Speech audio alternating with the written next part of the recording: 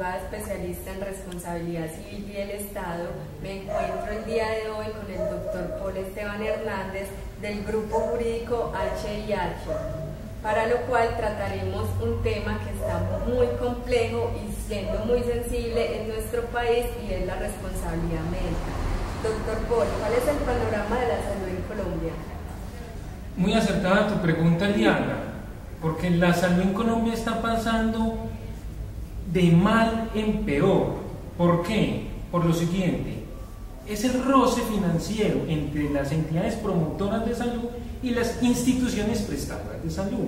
Para nadie es un secreto que el usuario, cuando está en urgencias o tiene una dolencia, acude primero a la institución prestadora de salud. Entendamos por institución prestadora de salud los hospitales, las clínicas, podríamos encauzar también allí de pronto las empresas sociales del Estado, que de una u otra manera también son instituciones prestadoras de salud, que son las que físicamente realizan el procedimiento médico, lo que se llama en el mundo legal el acto médico quirúrgico, o enmarquémoslo simplemente acto médico. ¿Qué pasa? La institución prestadora de salud es la que mira previamente cómo está el usuario, si está asegurado al sistema, no a la EPS. Tenemos que hacer claridad sobre ese tópico, doctora Diana, que es que la gente dice o piensa que es que está afiliada a una EPS. No, está afiliada a un sistema a través de una EPS, que sería el régimen contributivo, el régimen subsidiado, o el régimen de aquellas personas de escasos recursos, que sería el régimen subsidiado.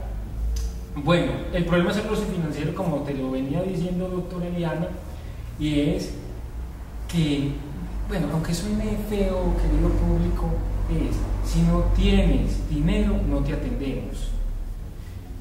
Es triste decirlo, es triste, pero esa es la realidad, doctora. Esa es la realidad, definitivamente. Vamos a ver qué va a pasar de aquí en adelante. Eso, a título de abrebocas, es lo que tengo para decir. ¿Cuáles son los inconvenientes en la práctica, esto es, en las demandas de la responsabilidad médica? Los grandes inconvenientes que se han presentado en la práctica, doctora Liana, es que desafortunadamente las víctimas de los procederes médico-quirúrgicos, por lo general, y es muy raro, es un fenómeno muy raro, porque por lo general son personas de estratos 1, 2 y 3, muy extraño. No sé por qué a la gente vulnerable y más pobre de nuestra sociedad, de nuestro país, le pasan las cosas más horribles. Yo no me puedo explicar, pero bueno, entrando al tema de la pregunta, es por los costos del proceso. Empecemos por los peritazos. Los peritazos no son baratos.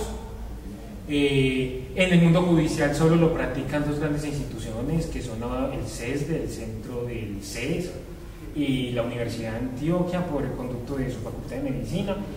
Y de todas maneras no dejan de ser muy costosos, fuera de los emplazamientos, fuera de las notificaciones, o de que los profesionales que no trabajan a cuota litis cobran de todas maneras un anticipo de honorarios. Entonces son problemas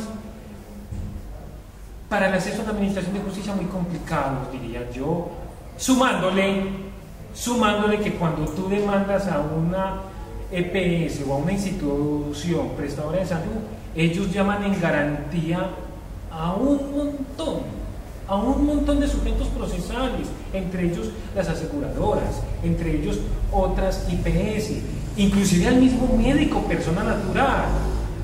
Entonces se vuelve un mare magnum y una situación tan compleja, en donde un pobre abogado, y qué pena ese término tan despectivo, con su víctima, yo lo he vivido, personalmente yo lo he vivido, y es muy complicado, se enfrenta contra una gran estructura financiera, porque no olvidemos que estamos hablando de una estructura financiera y de una estructura indolente de la salud. ¿Podría precisarnos cuándo hablamos de responsabilidad médica? Muy oportuna y, por decir de más, muy necesaria esa pregunta, doctora Eliana. Estamos ante la responsabilidad civil médica en tres escenarios cruciales. Cuando no hay prestación del servicio, aquí es donde hablamos del incumplimiento puro y simple, o sea, no hay prestación satisfacción absoluta del servicio.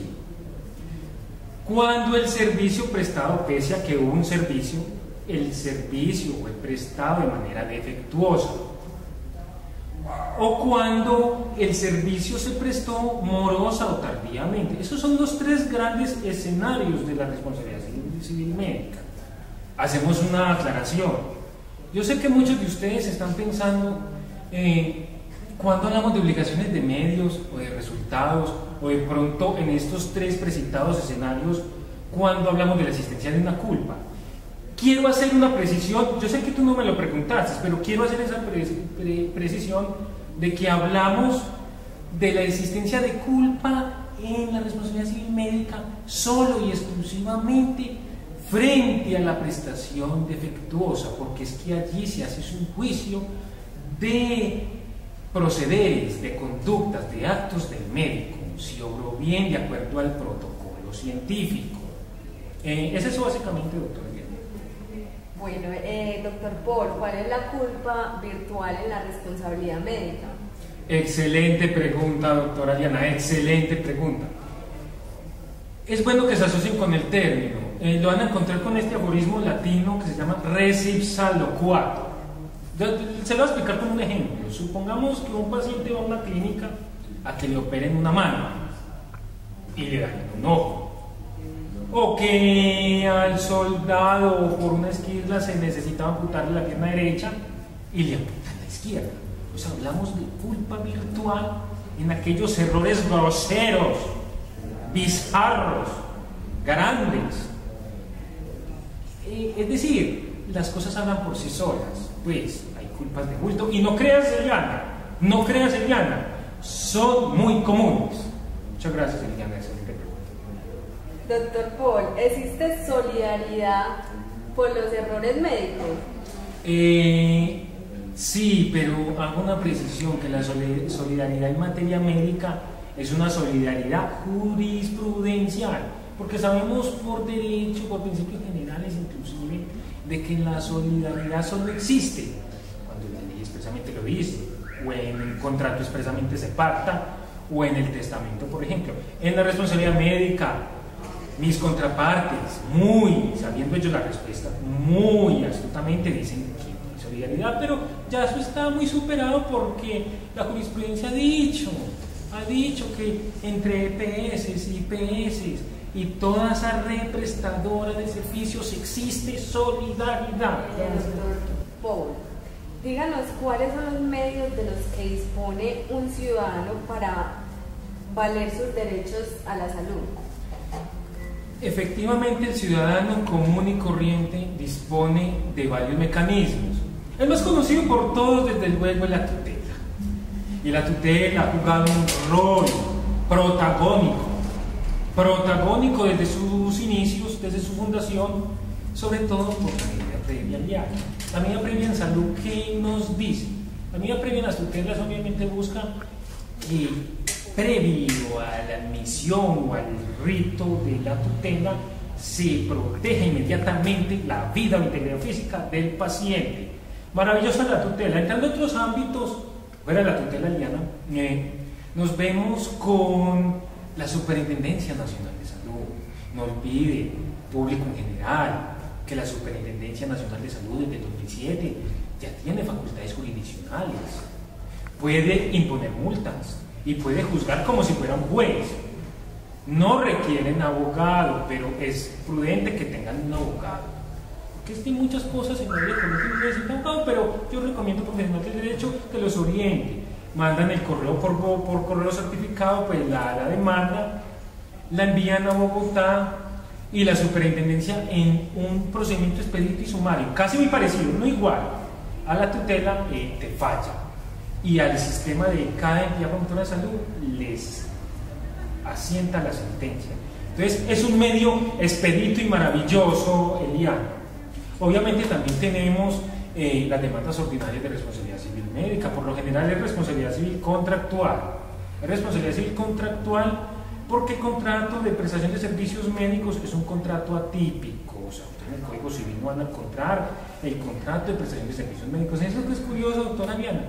Es atípico porque se alimenta de las reglas del mandato y de las reglas del contrato de servicios inmateriales del Código Civil, no lo olviden. Y como es atípico, no tiene un término de prescripción o de caducidad que nos diga dentro de qué término se puede demandar. Entonces apelamos a las reglas generales, que son los 10 años. Por lo general es responsabilidad contractual, pero van a haber casos, Eliana, van a haber casos de responsabilidad extracontractual médica. Por ejemplo, la víctima directa demanda contractualmente porque fue el que padeció el procedimiento médico. ¿Y sus familiares qué acción tienen, Eliana? Extracontractual. Pues obviamente también tienen una acción indemnizatoria.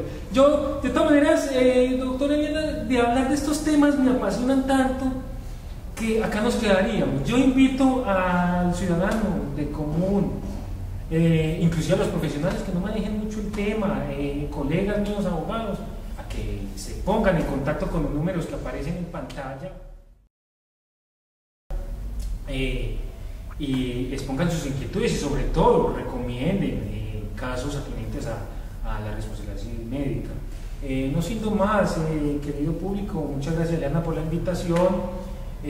A la espera de otra, para hablar de temas polémicos, no tengo más que agregar. Muchas gracias. Muchas gracias.